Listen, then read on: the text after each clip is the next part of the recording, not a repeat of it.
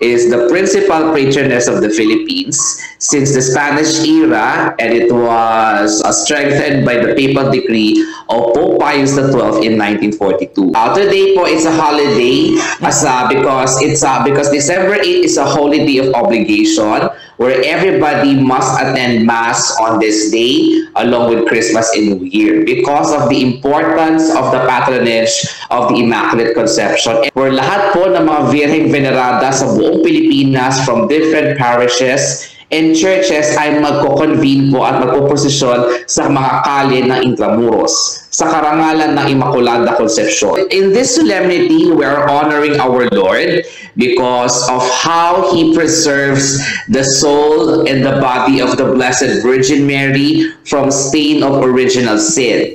As if it is already been prophesied and ordained in the book of Genesis. Sinabi ng ating Panginoon rather kina Adan at Eva that I will put an enmity between you and a woman, between her offspring and yours, and the woman will be crushing the head of the serpent, while the serpent will strike at the foot of her son, which is yung crucifixion na ating Panginoon. Kumbaga, ipinagdiriwang natin ito bilang pagkilala rin sa ating Panginoon na hinanda niya ang mahal na Birhen sa isang natatanging misyon ng maging ina ng Diyos, na He preempted and He preserved her mula sa kahit anong bahid ng kasalanan para siya ay maging ina ng Diyos. Lahat po dapat ay magsimba today because it is a holy day of obligation. Kaya po tayo ginawang holiday so that everybody will go to Mass today. Mass, it's a must because